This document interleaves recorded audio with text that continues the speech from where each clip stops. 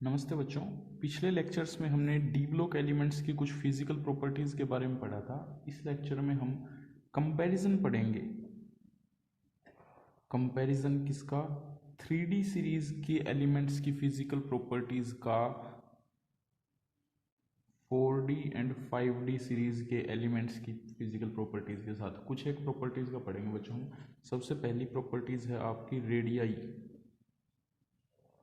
Atomic and ionic radii. तो हमें पता है बच्चों के जो 3D सीरीज़ है उसके एलिमेंट्स का साइज़ स्मॉलर होता है। फिर 4D सीरीज़ जो है उसके एलिमेंट्स का साइज़ 3D से 4D में आएंगे तो साइज़ जो है वो इंक्रीज़ हो जाएगा। 4D से 5D, 4D से जब 5D में जाएंगे तब साइज़, जैसे 3D से 4D में आए तो साइज़ इंक्रीज़ होता है, लेकिन 4D से 5D में जब हम जाते हैं तो साइज़ जो है उसमें इंक्रीज़ नहीं होता, वो ऑलमोस्ट सेम रह जाता है साइज़। ये सेम क्यों रह जाता है बच्चों? क्योंकि 3D से 4D में आए, 4D से जब हम 5D में आते हैं तो यहाँ आपको पता है कि 14 लेंथेनाइड्स एलिमेंट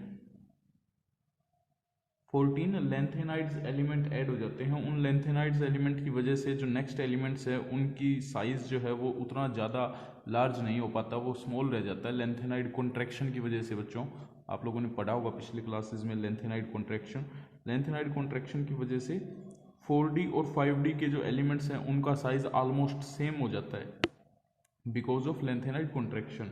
जबकि 3D से 4D में आते हैं तो साइज़ इंक्रीज होता है, क्योंकि नेक्स्ट जो सेल ऐड हो जाती है उस वजह से हर बार जब हम डाउन द ग्रुप जाते हैं नेक्स्ट सेल ऐड होने की वजह से साइज़ इंक्रीज होता है। लेकिन 4D से 5D में साइज़ इंक्रीज क्यों नहीं हुआ? क्योंकि वहाँ पर आपके 14 जो लेंथेनाइड एलिमेंट्स आ गए, उनकी वजह से लेंथेनाइड कॉन्ट्रैक्शन की वजह से साइज़ जो है वो ऑलमोस्ट सेम रह जाता है। इसके बाद नेक्स्ट बच्चों मैग्नेटिक प्रॉपर्टी।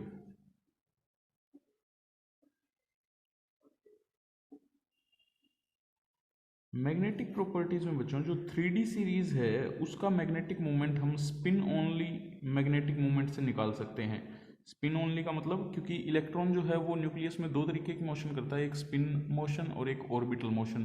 तो जो 3D सीरीज है उसका जो मैग्नेटिक मोमेंट की ऑब्जर्व्ड वैल्यू और एक्सपेरिमेंटली डिटरमाइंड वैल्यू है, तो जो ऑब्जर्व्ड वैल्यू है स्पिन ओनली फार्मूले से हमने म्यू एस से अगर निकाली 4s into s plus one square root Bohr magneton, इस फॉर्मूले से जब हम वैल्यू निकालते हैं तो ये वैल्यू आपकी एक्सपेरिमेंटली डिटरमाइंड वैल्यू के आसपास या फिर उससे मैच करती हुई आती है। इसको दूसरे शब्दों में हम यूँ भी लिख सकते हैं n into n plus two square root. यहाँ जो s है वो तो है आपका टोटल स्पिन क्वांटम नंबर, और यहाँ जो n है आपका, ये है आपका नंबर ऑफ अनपेयर्ड इलेक्ट्रॉन। लेकिन जो 4D और 5D सीरीज है उनके केस में जो ऑर्बिटल कंट्रीब्यूशन है वो भी आपका हमें कंसीडर करना पड़ता है, उसको हम क्वेंस नहीं कर सकते, छोड़ नहीं सकते। तो जो फॉर्मूला बन जाएगा आपका म्यू, यहाँ पे लिखेंगे s प्लस एल। ये स्पिन ओनली था क्योंकि इसमें ऑर्बिटल कंट्रीब्यूशन को हम छोड़ देते हैं, क्वेंच कर देते हैं, क्योंकि वो नेग्लिजिबल होता है। यहाँ हम उसको नहीं छोड़ सकते, तो ये जो फार्मूला होगा बच्चों ये क्या होगा? 4s into s plus one plus l into l plus one square root Bohr magneton. ये आपका 4D और 5D सीरीज के लिए मैग्नेटिक मोमेंट का फॉर्मूला आएगा। दूसरा बच्चों नेक्स्ट जो प्रॉपर्टी है वो है आपकी ऑक्सीडेशन स्टेट। जो बच्चों आपके सिलेबस में है CBLU के वही प्रॉपर्टीज आपको बता रहे हैं। बुक में काफ़ी ज़्यादा प्रॉपर्टीज दी हुई हैं, सभी करने की ज़रूरत नहीं है, वैसे पढ़ लेना, कुछ ही ना समझ में आए तो पूछ लेना।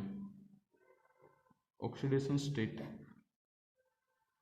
जो बच्चों 3D सीरीज है आपकी, जो 3D सीरीज के एलिमेंट्स हैं उनकी वो आपको लोअर ऑक्सीडेशन स्टेट में स्टेबल होते हैं, लोअर ऑक्सीडेशन स्टेट में। लेकिन जैसे जैसे हम 3D से 4D और 4D से 5D सीरीज में आते हैं वैसे वैसे अप टू डाउन आने पे हायर ऑक्सीडेशन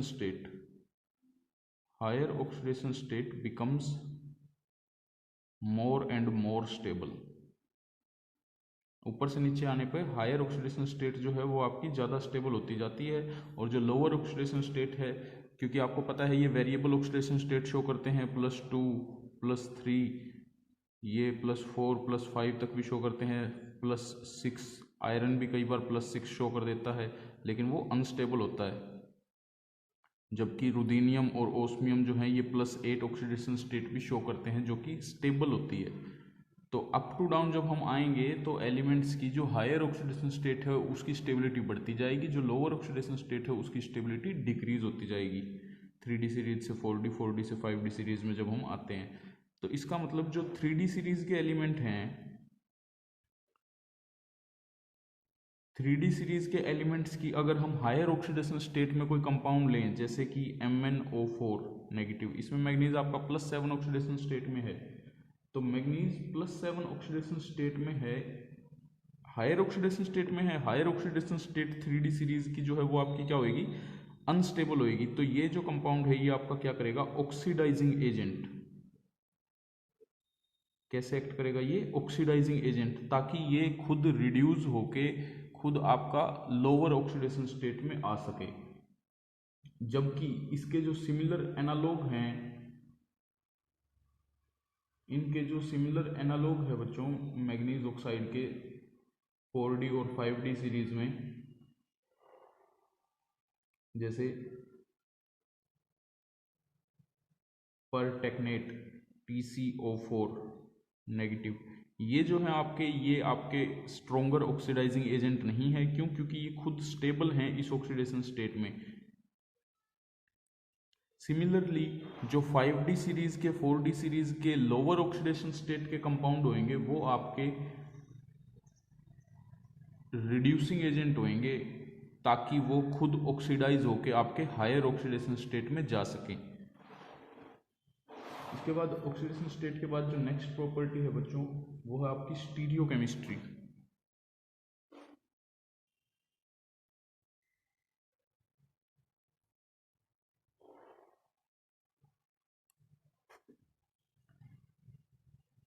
स्टीरियोकेमिस्ट्री में क्या बताता है बच्चों कि जो 3D सीरीज के एलिमेंट्स हैं उनका तो 4 कोऑर्डिनेटेड कॉम्प्लेक्स की अगर हम बात करें तो जो 3D सीरीज के एलिमेंट है वो मोस्टली आपके टेट्राहेड्रल कॉम्प्लेक्स बनाते हैं, जबकि कुछ एक केसेस में स्क्वायर प्लेनर भी बनाते हैं, लेकिन मोस्टली टेट्राहेड्रल होते हैं as well as square planar. कभी कभी स्क्वायर प्लेनर भी बनाते हैं 3D सीरीज वाले। जबकि 5D एंड 4D सीरीज के जो एलिमेंट्स हैं वो आपके 4 कोऑर्डिनेटेड स्टेट में मोस्टली स्क्वायर प्लेनर कॉम्प्लेक्स बनाते हैं। तो ये जैसे उनकी स्टीरियोकेमिस्ट्री में भी फर्क हो गया।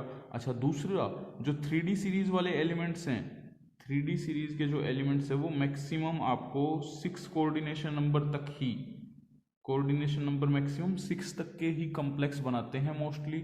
जबकि जो 4D एंड 5D सीरीज के एलिमेंट्स हैं उनके कॉम्प्लेक्सेस वो 7, 8, 9 कोऑर्डिनेशन नंबर के भी कॉम्प्लेक्स बनाते हैं। तो 6 में तो आपका सिर्फ ऑक्टाहेड्रल ज्योमेट्री ही बनेगी, जबकि 7, 8, 9 में उनकी जो स्टीरियोकेमिस्ट्री है वो पेंटागनल बाईपिरामिडल भी हो सकती है, 8 में जैसे क्यूबिक हो सकती है, स्क्वायर एंटी प्रिज्म हो सकती है, 9 में try capped trigonal prismatic structure हो सकती है।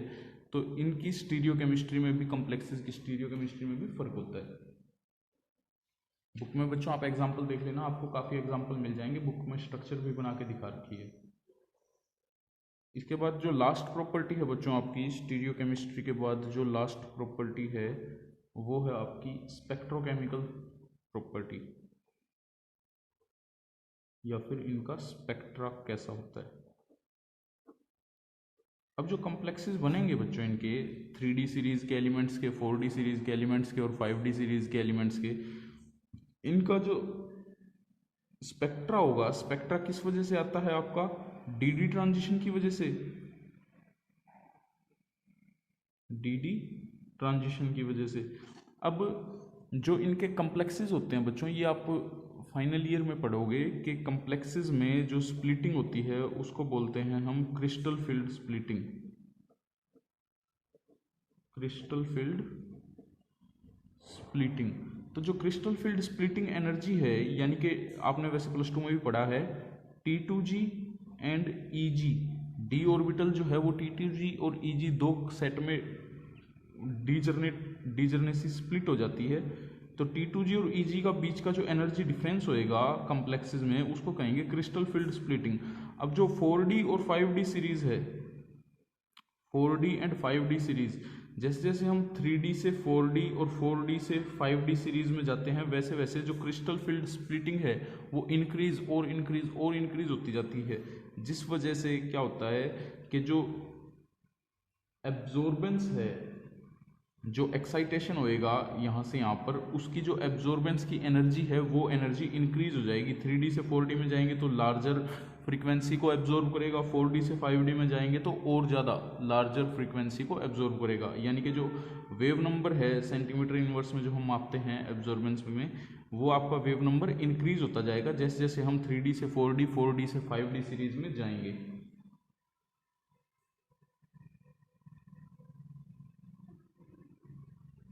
तो बच्चों, इसके साथ जो आपकी कंपैरिजन था 3D, 4D, 5D सीरीज़ का, वो आपका ख़त्म हो गया है। नेक्स्ट लेक्चर में हम आगे पढ़ेंगे।